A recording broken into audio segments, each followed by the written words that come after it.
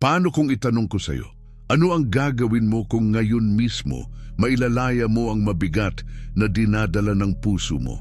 Yung sugat na itinatago mo, yung trauma na bumubulong sa katahimikan ng kaluluwa mo, paano kung sabihin ko sa'yo na may makapangyarihang plano ang Diyos para pagalingin yan?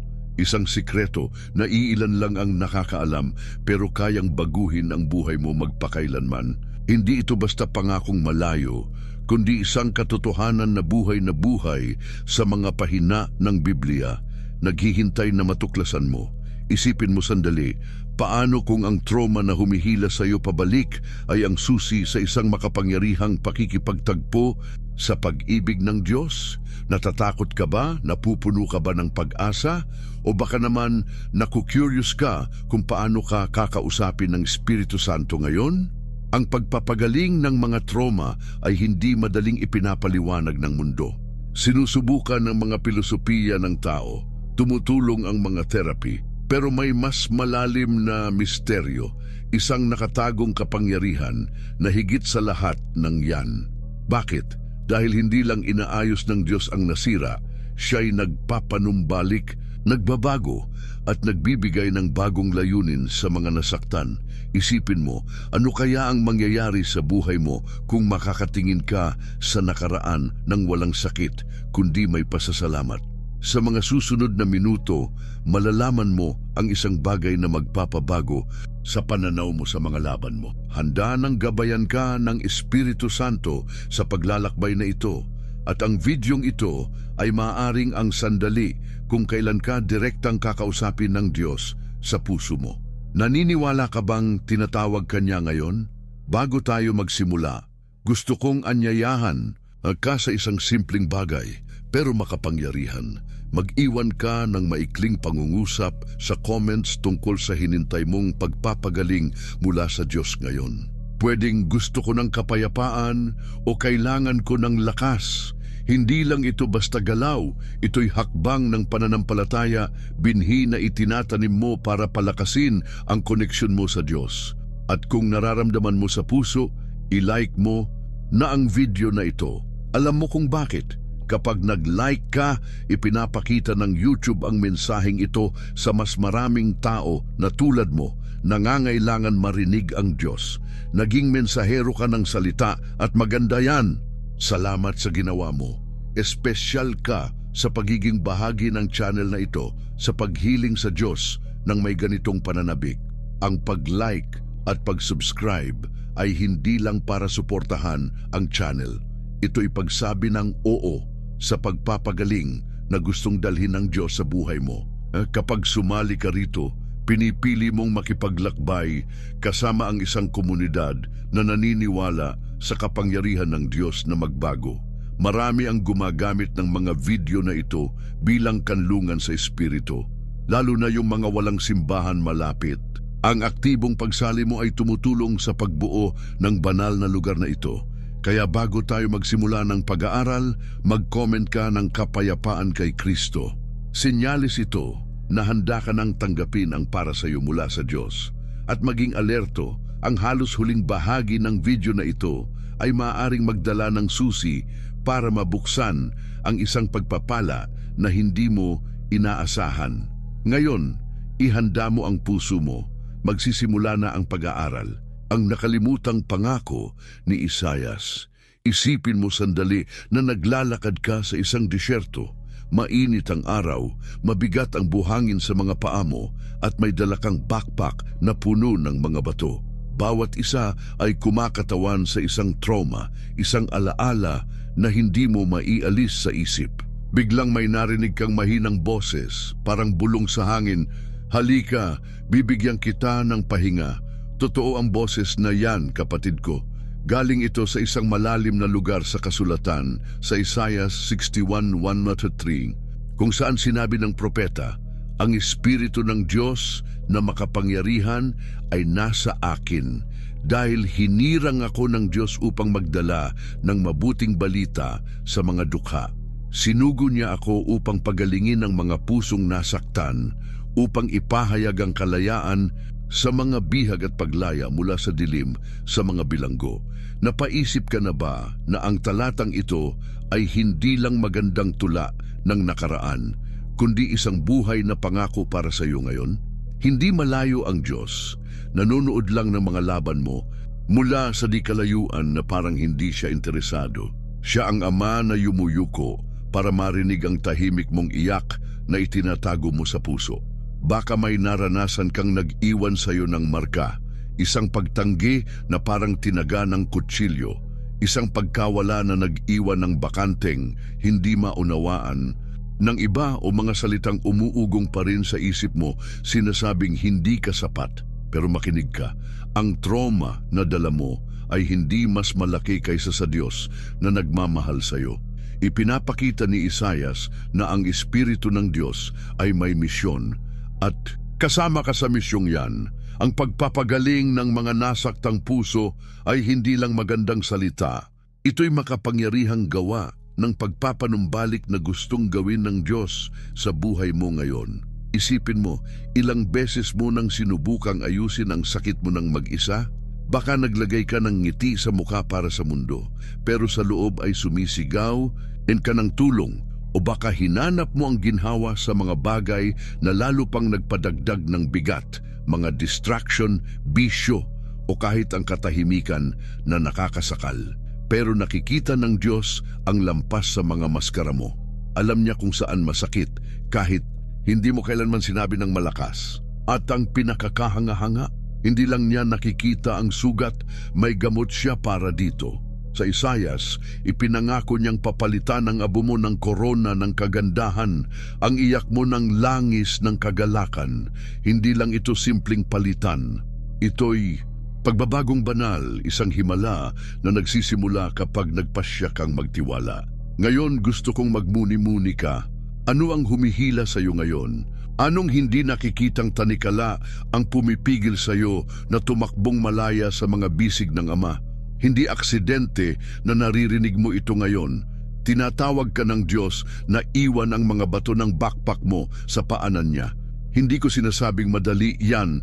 Ang bitawan ng alam mo kahit masakit, nangangailangan ng tapang. Pero tingnan mo si Isaias. Ang espiritong naghirang sa propeta ay ang espiritong nananahan sa iyo kung naniniwala ka.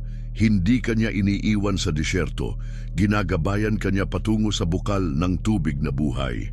At ang tubig na yan ay hindi lang nagpapalamig, hinuhugasan ito, nililinis at binabago ang bawat sulok ng nasaktang kaluluwa mo.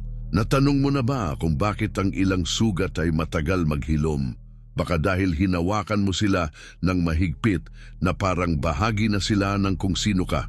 Pero sinasabi ng Diyos, hindi ka ang trauma mo. Anak ko yan, nilikha para dalhin ang kapayapaan ko. Ang pangako ni Isaias ay isang imbitasyon. Ibigay mo ang abo mo at tanggapin ang kagandahang inihanda niya. Hindi ito tungkol sa pagbura ng nakaraan, kundi sa pagbibigay dito ng bagong kahulugan. Baka ang sakit na naranasan mo ay ang lupa kung saan gustong magtanim ang Diyos ng kwento ng tagumpay. Isang kwentong isasalaysay mo balang araw na may luha ng pasasalamat para magbigay inspirasyon sa iba. Kaya ipikit mo ang mga mata mo saglit. Isipin si Jesus na nasa harap mo, iniuunat ang mga kamay na may marka, sinasabi, "Dindala ko na yan para sa iyo. Hayaan mo akong pagalingin ang natira." Hindi ka niya hinuhusgahan kung bakit natagalan kang makarating dito. Ipinagdiriwang niya na naririnig mo siya ngayon. Ang pagpapagaling ng mga trauma ay nagsisimula sa isang hakbang ng pananampalataya. Maniwala na ang Diyos ni Isaias ay ang Diyos na nakikita ka ngayon. Hindi niya ipinapangako ang buhay na walang peklat, kundi isang buhay kung saan ang mga peklat na yan ay nagsasabi ng kwento ng pagtubos. Handa ka na bang gawin ang hakbang na yan? Bulong ng Espiritu Santo sa puso mo. Magtiwala ka sa akin. Ginagawa ko ng bago ang lahat. Ang katahimikan na nagsasalita, si Elias sa yungib. Ipikit mo ang mga mata mo sandali at isipin na nasa isang madilim at tahimik na lugar ka kung saan ang tanging tunog ay ang alingaw-ngaw ng sarili mong mga iniisip. Baka naroon ka na, hindi sa yungib na gawa sa bato, kundi sa isang sulok ng kaluluwa mo kung saan hindi umaabot ang ingay ng mundo. Pero ang mga alaala ng mahihirap na araw ay sumisigaw ng malakas. Ngayon, gusto kitang dalhin sa isang kwento na baka alam mo na, pero may nakatagong sikreto tungkol sa kung paano pinapagaling ng Diyos ang pinakamalalim na trauma. Sa Ponce Mga Hari 19:9-13, natagpuan natin si Elias, isang matapang at makapangyarihang propeta na nagtatago sa isang yungib. Hindi siya naroon dahil gusto niya, kundi dahil tumakas siya. Tumakas mula sa takot, pagod, at isang banta na nagpabagabag sa lahat ng alam niya. At doon mismo, sa katahimikan, nagpakita ang Diyos. Naisip mo na ba na maaring iba ang paraan ng Diyos para kausapin si Elias? Isang malakas na kulog, isang hukbo ng mga anghel, o isang bagay na enggrande para ipakita ang lakas. Pero hindi. Sabi ng Biblia, dumaan ang malakas na hangin, pagkatapos ay lindol at saka apoy. Pero wala ang Diyos sa mga yon. Pagkatapos, noon, dumating ang isang mahinang tunog, halos bulong lang, at doon natagpuan ni Elias ang Diyos. Kapatid ko, ito ay higit pa sa kwento ng nakaraan. Ito'y gabay para sa puso mo. Baka ang mga trauma mo ay parang hangin, lindol, at apoy na yan, maingay, nakakabaliw, nagpapaatras sa iyo para magtago. Pero hindi sa bagyo ng sakit mo dumarating ang Diyos. Dumarating siya sa katahimikan na natatakot kang harapin. Isipin mo, ilang beses mo nang sinubukang takasan ang nararamdaman mo. Baka napuno mo ang mga araw mo ng mga bagay na pansamantalang nakakaaliw. Trabaho, kwentuhan, kahit dasal na madalian, lahat para hindi marinig ang nasa loob mo. Si Elias ay napagod ng husto na hiniling niyang mamatay. Sabi niya, sobra na Diyos. Sino bang hindi nakaramdam yan? Sino bang hindi tumingin sa bigat ng nakaraan at naisip, hindi ko na kaya? Pero hindi hinusgahan ng Diyos si Elias. Hindi niya sinabi, tumayo ka at lumaban. Simple lang ang tanong niya, ano ang ginagawa mo rito, Elias? At ang tanong na, yan napakasimple pero puno ng pag-ibig, ay ang tanong din niya sa iyo, ngayon, ano ang ginagawa mo riyan, nagtatago sa yungib mo? Ang pagpapagaling ng mga trauma ay hindi nangyayari kapag mas malakas kang sumigaw kaysa rito, kundi kapag hinayaan mong magsalita ang Diyos sa katahimikan mo. Baka natuto kang magtago sa likod ng mga sugat mo. Pinoprotektahan ka nila, binibigyan ka ng katauhan, sinasabi kung sino ka. Pero gusto kang ipakita ng Diyos ng iba. Hindi ka niya natatagpuan sa kaguluhang pamilyar sa iyo. Tinatawag ka niya sa tahimik na lugar kung saan maririnig mo ang katotohanan, hindi ka bilanggo ng nangyari. Tumakas si Elias kay Jezabel, pero tumakas din siya sa sarili niya, sa mga pagdududa, sa pagod, sa trauma ng paghabol sa kanya. At natagpuan siya ng Diyos, hindi para singilin, kundi para pagalingin. Ngayon gusto kong huminga ka ng malalim at tanungin mo ang sarili mo, nasaan ang yungib ko? Yung oras ba yun ng araw na iniiwasan mong mapag-isa sa mga iniisip mo? Yung alaala ba yun na inilibing mo, pero buhay pa rin tulad ng sugat na bukas? Hindi ka pinipilit ng Diyos na lumabas dyan kasama kanyang pumapasok. Ang mahinang tunog na narinig ni Elias ay hindi lang pansamantalang ginhawa.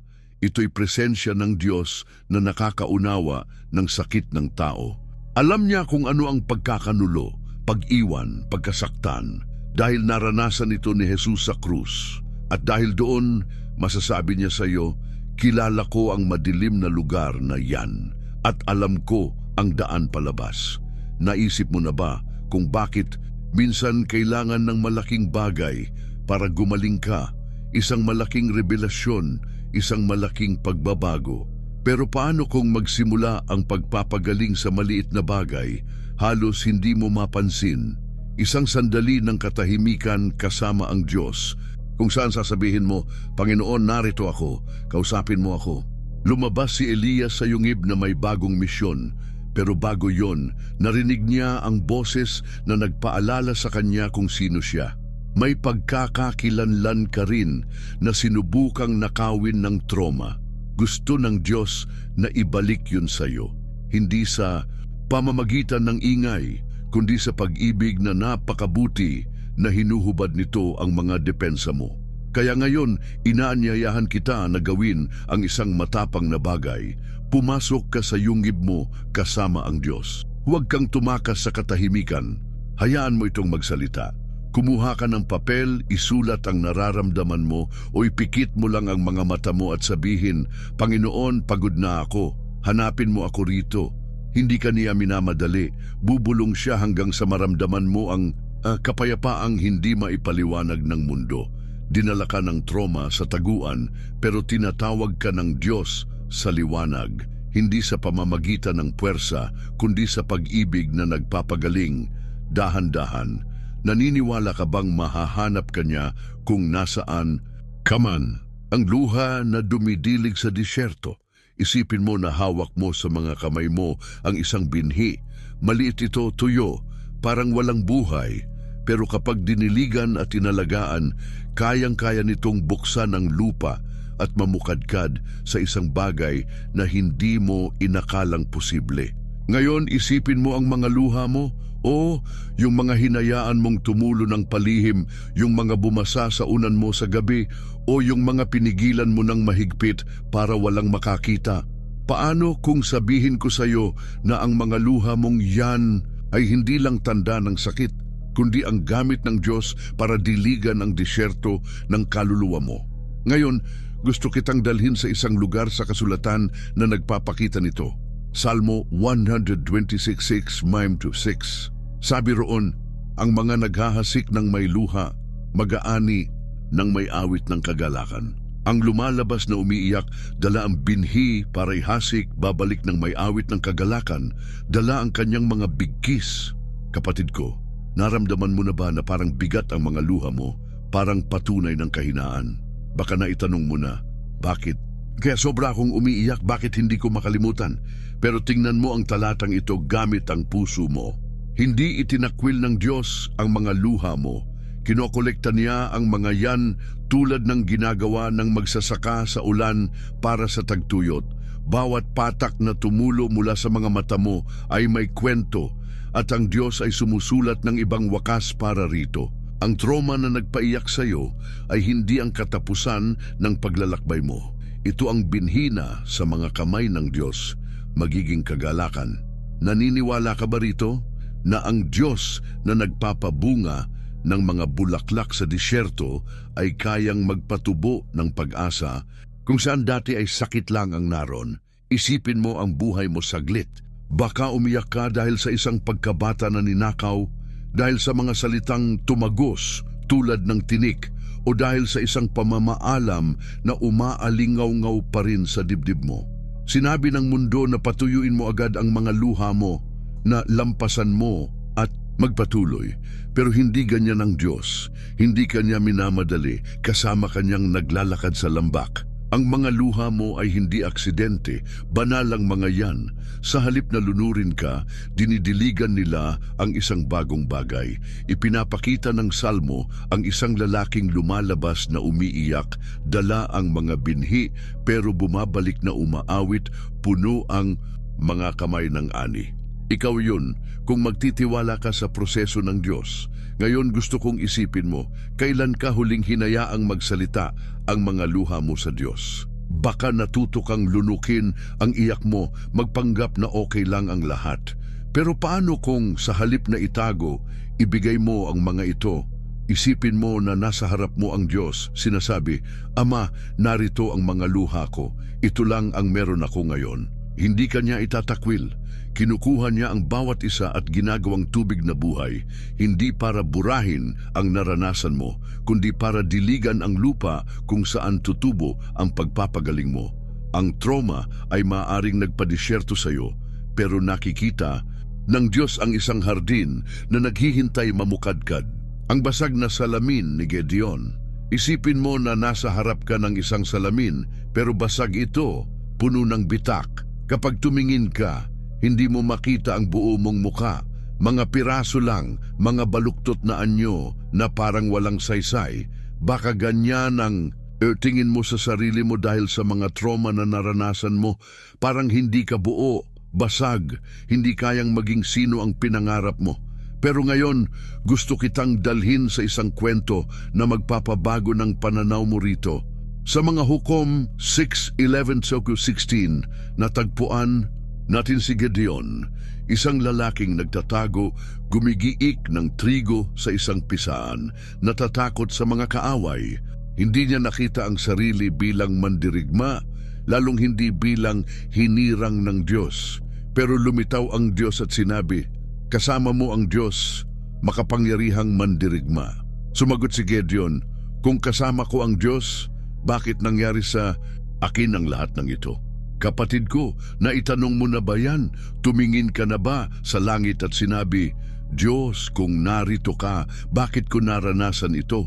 Ang trauma ay may malupit na paraan ng pagbasag sa salamin ng pagkakakilanlan natin. Baka narinig mo ang mga boses mula sa iba o mula sa loob mo na nagsasabing mahina ka, walang kwenta, na ang nangyari sa iyo ang magtatakda kung sino ka magpakailanman. Ganon din ang naramdaman ni Gedeon. Siya ang pinakamaliit sa pinakamaliit na tribo na bubuhay sa bigat ng isang bayang inaapi. Pero hindi basag na salamin ang nakita ng Diyos. Nakita niya ang refleksyon ng tapang na hindi alam ni Gedeon na meron siya. At ganun din ang nakikita niya sa iyo. Isipin mo, ano ang ninakaw ng trauma sa imahe mo? Baka ang tiwala sa sarili, ang tapang na magmahal ng walang takot, o ang kasiguruhan na karapat-dapat kang mahalin. Si Gedeon ay natakot ng husto na nakipagtalo pa siya sa Diyos. Mahirap ang pamilya ko, ako ang pinakamaliit. Itinuro niya ang lahat ng bitak sa salamin niya, pero hindi umatras ang Diyos. Sabi niya, "Kasama mo ako." Hindi ito tungkol sa tingin ni Gedeon sa sarili niya. Ito'y tungkol sa alam ng Diyos na kaya niyang maging. At para sa iyo rin ang katotohanang yan, ang trauma ay maaring nagbitak sa salamin, pero hinahawakan ng Diyos ang mga piraso at pinagdudukit-dukit gamit ang mga kamay ng pag-ibig. Ngayon, gusto kong tumigil ka at tingnan ang loob mo. Sino ang nakikita mo kapag iniisip mo ang sarili mo? Isang natalo? Isang nabigo? O baka pwede ka nang magsimulang makita ang nakikita ng Diyos? Walang hukbo o lakas na nakikita si Gedeon, pero tinawag siyang makapangyarihang mandirigma ng Diyos bago pa man siya lumaban. Ganyan ang ginagawa ng Diyos sa iyo. Tinatawag ka niya ayon sa kung ano ang magiging ikaw, hindi ayon sa sinubukang ipaniwala sa iyo ng nakaraan. Binigyan ka ng trauma ng maling pangalan. Natapos na, itinakwil, walang silbi, pero binibigyan ka ng Diyos ng bagong pangalan. Isinulat gamit ang tinta ng biyaya, minamahal, matatag, napapanumbalik. Naisip mo na ba na minsan ang basag na salamin ay hindi depekto kundi pagkakataon? Bawat bitak ay lugar kung saan maaaring pumasok ang liwanag ng Diyos. Inakala ni Gedeon na ang mga kahinaan niya ay nag-aalis sa kanya ng karapatan, pero doon mismo siya pinili ng Diyos. Baka ang tinuturing mong kapintasan ay ang ginagamit ng Diyos para ipakita ang kapangyarihan niya. Hindi niya sinasabi na ayusin mo ang salamin ng mag-isa, inaanyayahan kanyang ibigay ito sa mga kamay niya. At piraso-piraso ipinapakita niya ang bagong refleksyon, isang imahe na hindi na tinutukoy ng sakit kundi ng layunin. Gusto kong sabihin sa iyo ang isang bagay na baka hindi mo naisip, ang pagpapagaling mo ay hindi lang para sa iyo. Nang hinayaan ni Gedeon na ibalik ng Diyos ang pagkakakilanlan niya, nilaya niya ang buong bayan. At kapag pinayagan mong buuin, muli ng Diyos ang mga piraso ng buhay mo, nagiging salamin ka para sa iba, isang refleksyon ng kaluwalhatian niya na nagsasabi, "Kung pinalakas niya ako, kaya ka rin niyang palakasin." Ang trauma ay maaring nagtago sa iyo, tulad ng ginawa kay Gedeon sa pisaan, pero tinatawag ka ng Diyos na lumabas, hindi gamit ang lakas mo, kundi sa kasiguruhan na kasama mo siya. Kaya ngayon, inaanyayahan kita na gawin ang isang bagay na naiiba. Tingnan mo ang basag na salamin ng kaluluwa mo at sabihin, Panginoon, ipakita mo sa akin kung sino ako sa iyo. Hindi ito tungkol sa pagtakpan ng mga bitak. Ito'y tungkol sa pagtitiwala na binabago niya ang mga yon. Maglaan ka ng sandali ngayon, baka habang naririnig mo ito at ipikit ang mga mata mo. Itanong mo sa Diyos, paano mo ako nakikita, Panginoon? At makinig ka. Hindi niya ipapakita sa iyo ang perpektong refleksyon ayon sa pamantayan ng mundo. Ipapakita niya sa iyo ang isang refleksyon na natubos kung saan ang bawat piraso ay nagsasabi ng kwento ng tagumpay. Hindi ka ang nangyari sa iyo, ikaw ang sinasabi ng Diyos na ikaw. Handa ka na bang maniwala rito at hayaan siya muling buuin ang salamin ng buhay mo? Ang parol sa bagyo. Isipin mo na nasa maliit kang bangka, nawawala sa gitna ng bagyo. Matitindi ang hampas ng mga alon, malakas ang ihip ng hangin at nilulunok ng dilim ang lahat sa paligid mo. Hindi mo alam kung saan pupunta at ang takot ay humihigpit sa dibdib mo tulad ng isang angkla na humihila sa iyo pababa. Biglang sa gitna ng mga kidlat may nakita kang liwanag sa malayo, isang parol, matatag, nagtuturo ng daan patungo sa kaligtasan. Kapatid ko, ang trauma ay maaaring, ang bagyong yan, hinahagis ka sa iba't ibang direksyon, pero gusto kong ipakita sa iyo ngayon na ang Diyos ang parol na hindi kailanman namamatay. Sa Mateo 8:23-27, naharap ng mga alagad ang isang malakas na unos sa dagat habang natutulog si Jesus sa bangka. Sumigaw sila, Panginoon, iligtas mo kami, malulunod na kami. At siya, nang mahinahon, sinabi sa dagat, tumahimik ka, at bumalik ang katahimikan. Naramdaman mo na ba yan, na parang lumulubog ka habang parang malayo ang Diyos? Baka dinala ng trauma ang mga gabing sumigaw ka ng saklolo, pero parang walang sagot ang langit. Tiningnan ng mga alagad ang mga alon at nakita ang kamatayan. Tiningnan ni Jesus ang parehong mga alon at nakita ang pagsunod. Ano ang nagbago? Ang presensya niya. Mahal ko, hindi natutulog ang Diyos habang nahihirapan ka. Nasa bangka mo siya kahit hindi mo siya maramdaman. Ang trauma ay nagpapatuon sa iyo sa mga alon, ang takot, ang kahihiyan, ang kawalan ng katiyakan.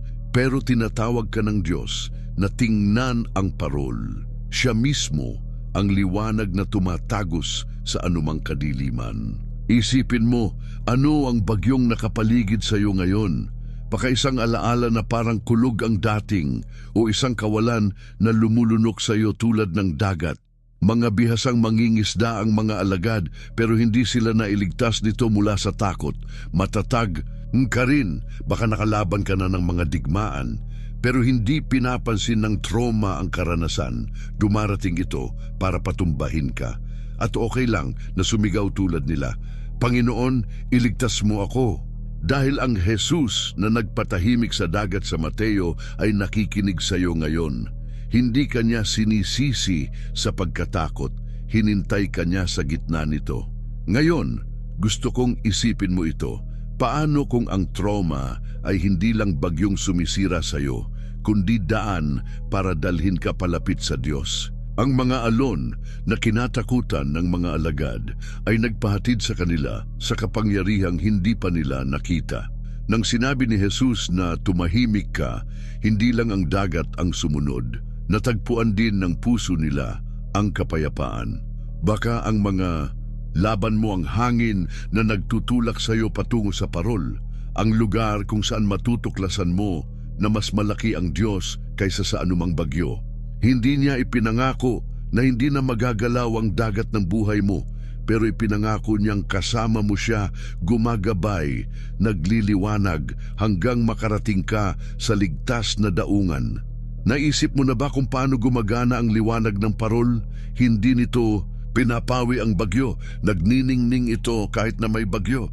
Hindi palaging inaalis ng Diyos ang trauma sa kwento mo. Minsan, ginagamit niya ito para ipakita kung sino siya.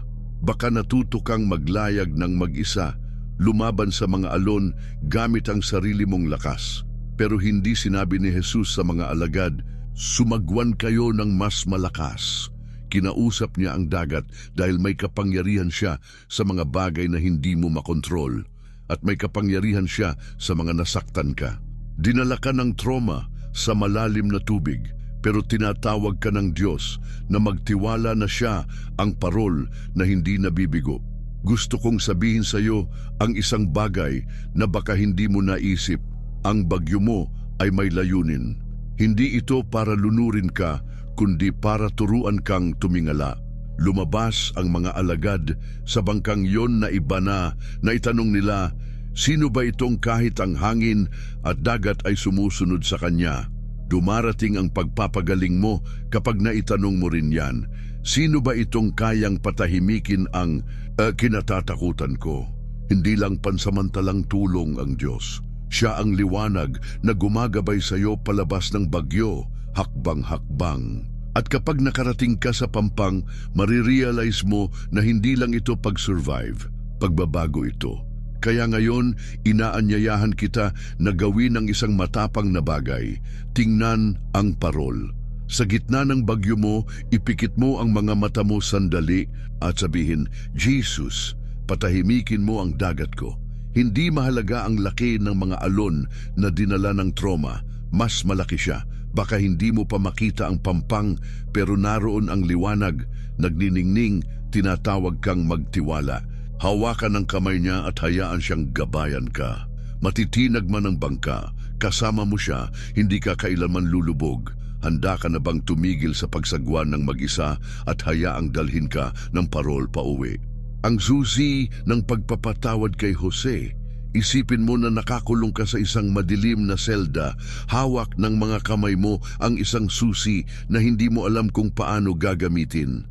Ang mga dingding sa paligid mo ay itinayo ng trauma, mga hinanakit, pagtataksil, mga kawalang katarungang nagkulong sa iyo sa lugar na hindi mo pinili. Pero paano kung sabihin ko sa iyo na may pangalan ng susing yan at ang pangalang yon ay pagpapatawad? Ngayon, gusto kitang dalhin sa buhay ni Jose, isang lalaking nakakilala sa ilalim ng balon, sa literal at simbolikong paraan. Sa Genesis 50:19-21, pagkatapos ng mga tao ng paghihirap, tiningnan ni Jose ang mga kapatid na nagbenta sa kanya bilang alipin at sinabi, huwag kayong matakot. Ako ba ang nasa lugar ng Diyos? Pinlano ninyo ang masama laban sa akin, pero ginawa itong mabuti ng Diyos para mailigtas ang maraming buhay. Hindi lang nakaligtas si Jose sa trauma, binago niya ito gamit ang isang susi na iilan lang ang nangangahas na pihitin. Kapatid ko, naramdaman mo na ba ang bigat ng pagdala ng sama ng loob? Baka may nanakit sa iyo ng sobra na ang pag-iisip lang sa kanila ay humihigpit sa dibdib mo. Si Jose ay may lahat ng dahilan para magtanim ng galit, iniwan ng pamilya, ibinenta bilang kalakal, inakusahan ng hindi totoo, nakalimutan sa kulungan. Pero sa huli, binuksan niya ang selda ng kaluluwa niya sa pamamagitan ng pagpapatawad. Hindi dahil nararapat ito sa kanyang mga kapatid, kundi dahil alam niyang ang trauma lang ang mananalo kapag hinayaan niyang nakakandado ang pinto. Gusto ng Diyos na ibigay sa iyo ang susing yan ngayon, hindi para burahin ang nakaraan, kundi para palayain ka rito. Isipin mo, ano ang nagkukulong sa iyo ngayon? Isang alaala ba ng isang nanakit sa iyo? Isang kasalanan ba na dinadala mo kahit hindi mo napigilan? Maaring gumugol ng buhay si Jose sa pagtingin sa likod, binibilang ang mga peklat, pero pinili niyang tumingin sa hinaharap. Nakikita ang plano ng Diyos sa mga bitak ng kwento niya. Ang pagpapatawad ay hindi pagsasabi na makatarungan ang nangyari. Ito'y pagsasabi na ang kapangyarihan ng nangyari ay wala ng kontrol sa iyo. Baka iniisip mo, pero hindi ko kaya magpatawad. Sobrang bigat, naiintindihan kita. Hindi rin agad napatawad ni Jose. Mga tao nang inabot bago niya naharap ang mga kapatid at nabitawan ang mga salitang puno ng biyaya. Ngayon gusto kong magmuni-muni ka. Paano kung ang pagpapatawad ang gamot na kailangan ng puso mo, hindi para sa iba, kundi para sa iyo? Kinukulong ka ng trauma, sa isang selda kung saan inuulit-ulit mo ang parehong kwento. Ginawa sa akin ito ni ganito, hindi ko malampasan yon, pero ibinibigay ng Diyos ang susi at bumubulong. Anak, buksan mo ang pinto. Ako na ang bahala sa iba. Nakita ni Jose na ang masamang pinlano laban sa kanya ay ginamit ng Diyos para sa mas malaking kabutihan. Paano kung ang trauma mo, kahit gaano kadilim, ay may layunin din na hindi mo pa nakikita? Ang pagpapatawad ay hindi paglimot. Ito'y pagtitiwala na kaya ng Diyos kunin ang nasira at magtayo ng bago. Naisip mo na ba na ang pagpapatawad ay isang gawa ng kapangyarihan? Hindi mahina si Jose nang magpatawad siya, malaya siya. Kinuha niya ang kontrol ng kwento niya at sinabi, hindi kayo ang tumutukoy sa akin, ang Diyos ang gumagawa nito.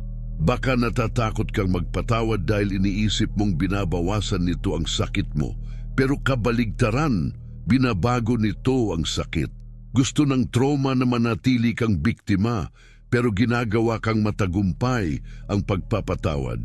Hindi ito tungkol sa kung nararapat sa iba, ito'y tungkol sa karapat-dapat kang magkaroon ng kapayapaan. Hindi ka pinipilit ng Diyos na buksan ang pinto, pero ibinibigay niya ang susi at naghihintay ng may pasensya hanggang handa ka na. Gusto kong sabihin sa iyo ang isang bagay na baka hindi mo naisip. Ang pagpapatawad ay regalo na ibinibigay mo sa sarili mo. Hindi lang mga kapatid ang nailigtas ni Jose nang magpatawad siya, nailigtas niya rin ang sarili niyang kaluluwa mula sa pait.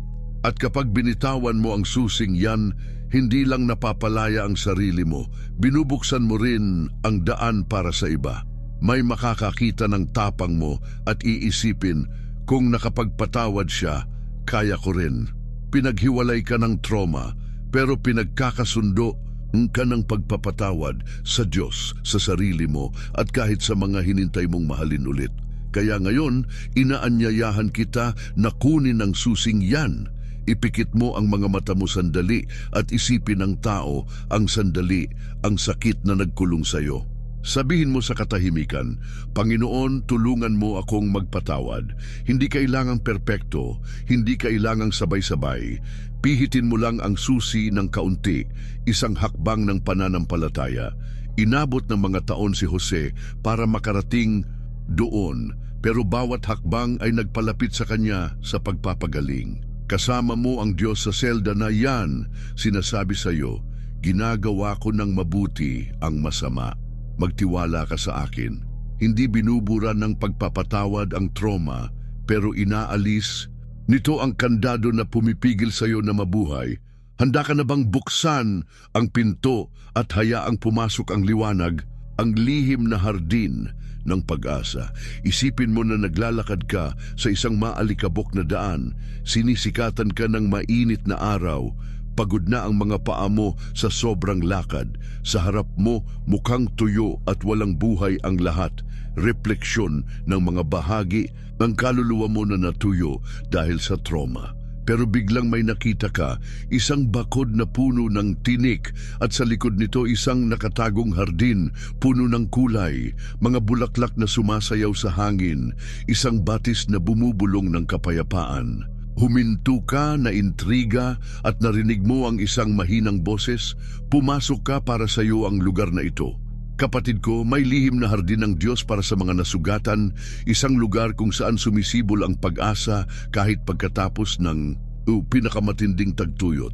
Sa Jeremias 9:11, sinabi niya, dahil ako ang nakakaalam ng mga plano ko para sa inyo, mga planong magpapaganda sa inyo at hindi magpapahamak, mga planong magbibigay sa inyo ng pag-asa at hinaharap.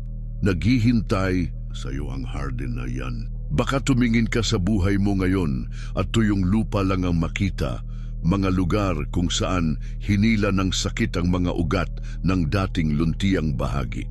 May ganitong kapangyarihan ang trauma, sinusunog nito ang mga pangarap, natutuyo ang mga kagalakan. Iniiwan ka na parang ang pinakamabuti ay naiwan na sa nakaraan.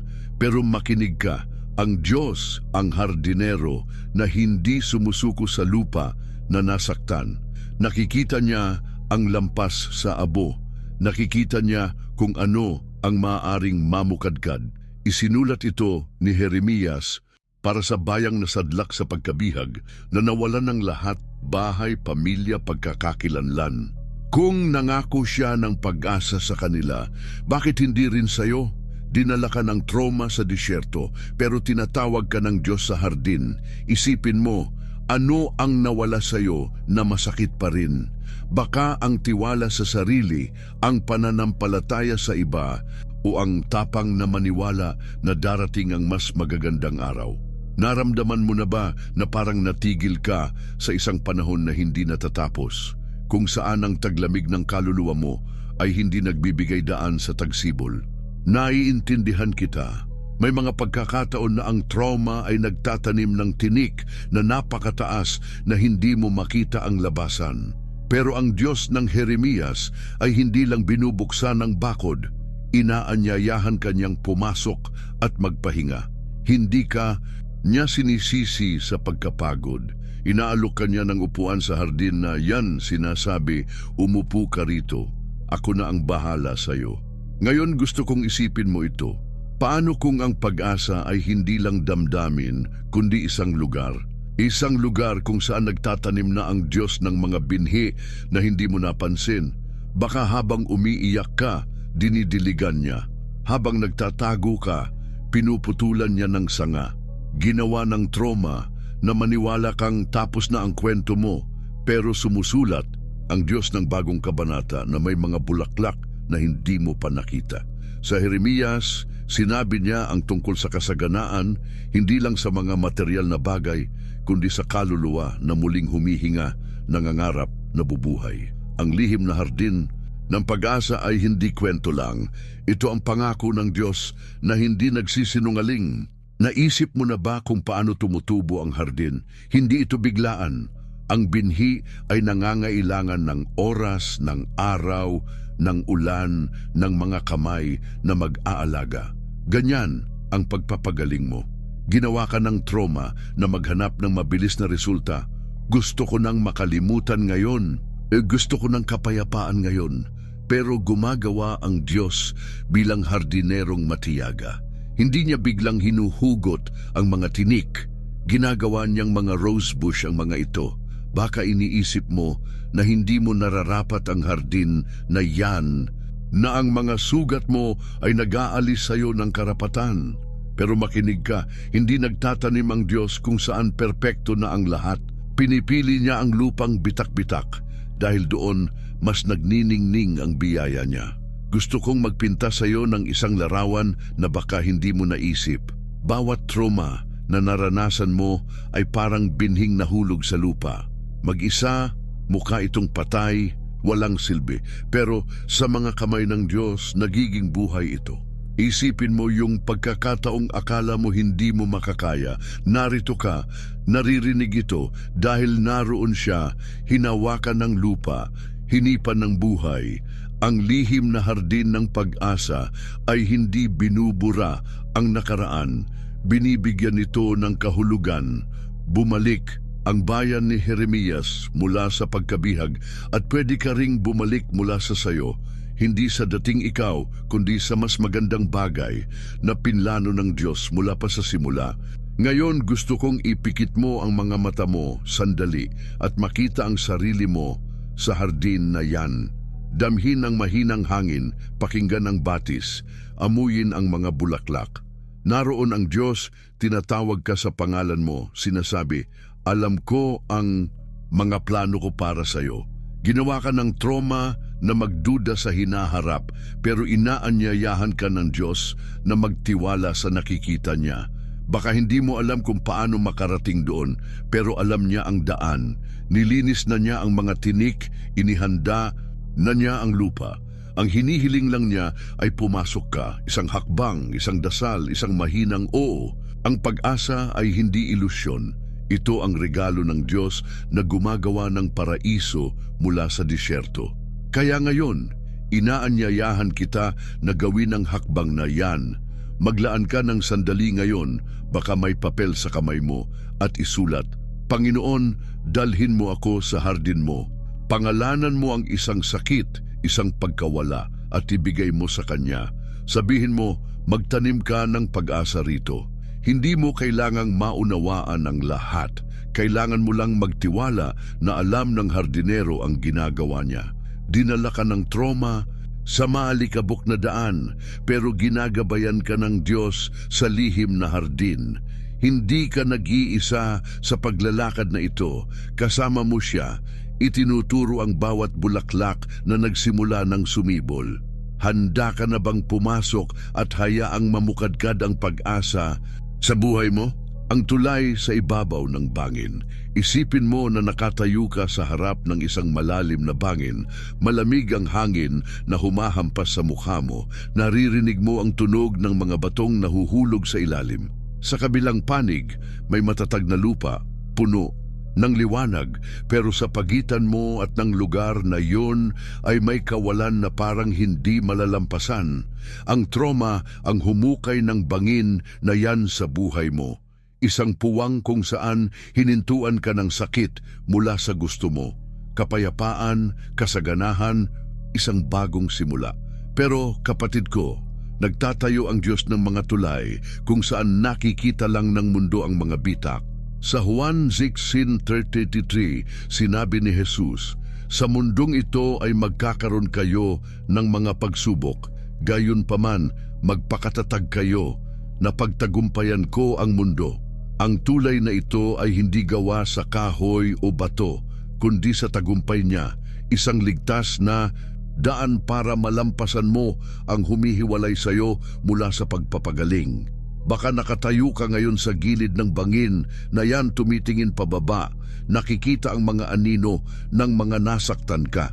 Ang trauma ay may paraan para gawing imposible ang lahat, parang napakalayo ng distansya sa pagitan ng kung sino ka ngayon at kung sino ang gusto mong maging. Baka sinubukan mong tumalon ng mag-isa gamit ang sarili mong lakas, pero bumagsak ka ulit sa parehong lugar. Naiintindihan kita. May mga araw na mas malakas ang sigaw ng kawalan kaysa sa anumang pangako.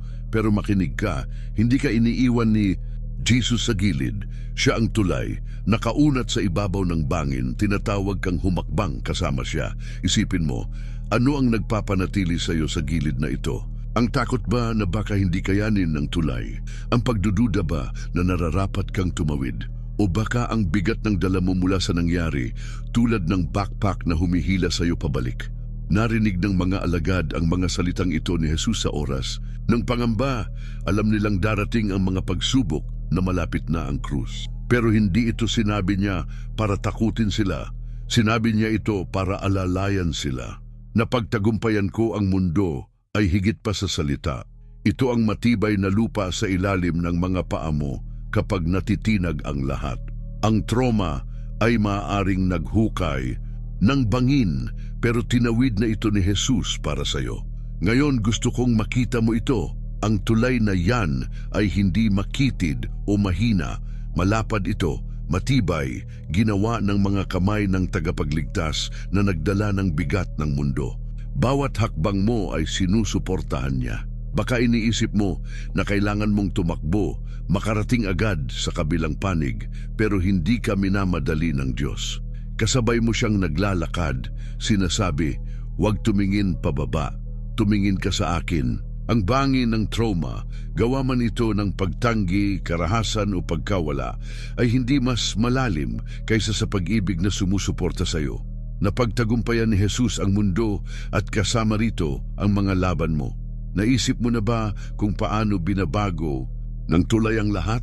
Hindi nito itinatanggi ang bangin, nilalampasan nito ito. Ang trauma ay hindi nawawala sa kwento mo kapag tumawid ka.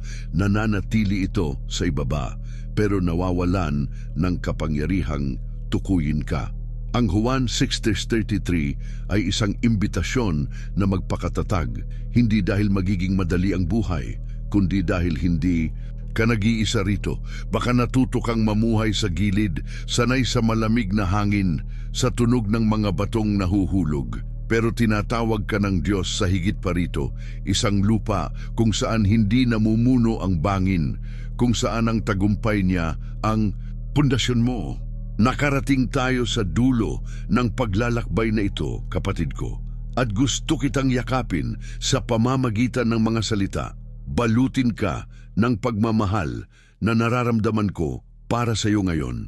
Narating mo ang puntong ito. Hindi maliit na bagay kiyan. Iilan lang ang may ganitong tapang na sumisid ng ganito kalalim, harapin ang mga sugat at hanapin ang pagpapagaling na iniaalok ng Diyos. Espesyal ka, isang hinirang, isang taong nagpasya hindi lang makinig, kundi hayaang hawakan ng Espiritu Santo ang puso mo. Salamat sa ginawa mo. Ngayon na pag-usapan natin kung paano pinapagaling ng Diyos ang mga trauma mula sa disyerto na nagiging hardin hanggang sa tulay na tumatawid sa bangin. At ngayon, nasa harap mo na ang abot tanaw, nagniningning na may pangako. Ang sinimulan ng Diyos, tatapusin niya. Tumingin ka sandali sa likod. Naramdaman mo na ang bigat ng trauma na humihila sa iyo pababa, tulad ng tanikalang hindi bumibitaw. Pero narito ka, nakatayo pa rin, nakikinig pa rin, naniniwala pa rin. Hindi ito aksidente. Dinala ka ng Diyos sa sandaling ito dahil may tawag siya sa buhay mo. Isang tawag na sinubukang burahin ng trauma, pero binuhay muli ng biyaya. Hindi ka lang nakaligtas, buhay na saksi ka na ang pag-ibig ng Diyos ay umaabot kahit sa pinakamadilim na lugar. At ngayon, gusto kitang anyayahan na silyuhan ang karanasang ito sa isang hakbang ng pananampalataya, isang bagay na magpapakita sa Diyos at sa sarili mo na handa ka ng isabuhay ang pagpapagaling na ito. Sa mga komento, mag-iwan ka ng pangungusap na magiging pangako mo sa Diyos. Isang bagay na natatangi diretso mula sa puso mo. Pwede itong, Panginoon, pinipili ko ang kapayapaan mo o gusto kong mabuhay sa abot tanaw mo. Hindi lang ito para sa akin, ito'y para sa Kanya at para sa iyo. Gusto kong makita kung sino ang mga matatapang na nakarating hanggang dulo, ang mga nagsasabing oo sa pagbabago. At higit pa rito, ibahagi mo ang bidyong ito sa isang nangangailangan nito. Isipin mo ang isang inang mag-isa, isang kabataang naliligaw, isang kaibigang sumuko. Ang kilos mo ay maaaring maging liwanag na gagabay sa kanila pabalik. Ang pagbabahagi ay hindi lang pag-click ng button, parang paghahagis ng binhi sa isang bukirin na hindi mo nakikita pero pinapabunga ng Diyos. Ngayon, pag-usapan natin ang isang mahalagang bagay, ang pag-subscribe sa channel at pagpapatuloy kasama natin. Kung nakasubscribe ka na, ipagmalaki mo. Bahagi ka ng pamilya na nagdadala ng apoy ng pananampalataya. Pero kung hindi pa, gusto kong itanong sa iyo, ano ang humihinto sa iyo? Hindi lang ito tungkol sa bilang, ito'y pagsabi sa kaaway na hindi ka susuko, na ang salita ng Diyos ang hangin na hininihinga mo. Ang hindi nakasubscribe ay maaaring nag-iiwan ng bukas na pinto para sa panghihina ng loob at nararapat kang magkaroon ng higit pa rito. Isipin mo ito bilang isang angkla sa espiritu. Bawat video ay isang ladrilyo sa iyong pundasyon ng pag-asa. Marami rito ang nakakahanap ng lakas dahil hindi lahat ay may pastor sa malapit, may simbahan sa tabi. Naisip mo na ba na kapag nakasubscribe ka, tumutulong kang magtayo ng kanlungan na ito para sa iba? Gusto kong magkwento sa iyo ng isang paghahalintulad na tumatama sa puso ko. Ang buhay mo ay parang ilog. Inihagis ng trauma ang mga bato sa daan, sinubukang harangan ng agos. Pero ang Diyos ang dalubhasa na nagtatanggal ng mga hadlang na nagpapadaloy muli sa ilog ng malaya. Ang pagbabahagi, pag-like, pag-subscribe, ito ang mga sagwan na ginagamit mo para maglayag kasama niya. Huwag hayaang tumigil ang ilog, panatilihin mong nagniningas ang apoy. Sa bawat pagbabalik mo rito, parang sinasabi mo, Panginoon, handa na ako para sa higit pa. At pinapahalagahan niya yan, kaya pindutin mo ang subscribe button ngayon, ilike ang video at damhin sa puso mo na nagtatanim ka ng isang bagay na walang hanggan, hindi lang para sa iyo, kundi para sa mga darating pa. Bago matapos, gusto kong humiling sa iyo ng isang espesyal na bagay. Manatili kang tahimik ng ilang minuto pagkatapos kong magsalita. Hayaang tumugtog ang musika, ipikit mo ang mga mata at purihin mo lang ang Diyos sa araw na ito. Pasalamatan mo siya sa pagdala sa iyo rito, sa bawat hakbang na ginawa mo sa pag-aaral na ito. Huwag mong i-pause ang video, hayaan mong tumakbo ito hanggang dulo. Banal ang sandaling ito, isang tatak sa pagitan mo at ng Ama. Ninakaw ng trauma ang marami mong katahimikan, pero sa iyo na ito, isang regalong ibinibigay mo sa sarili mo at sa Diyos.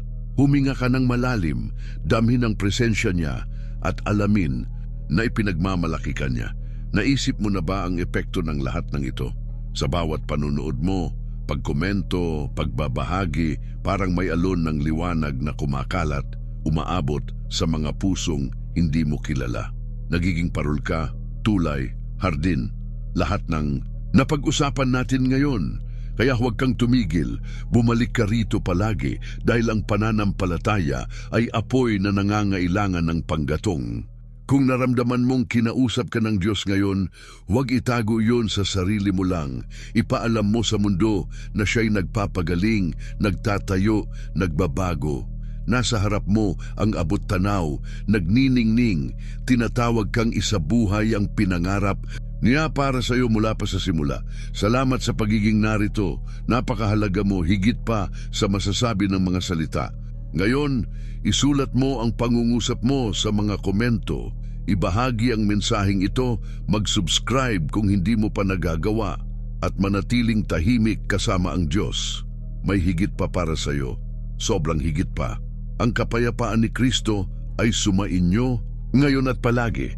Hanggang sa susunod na video, kaibigan ko, sa iyo na ang abot-tanaw.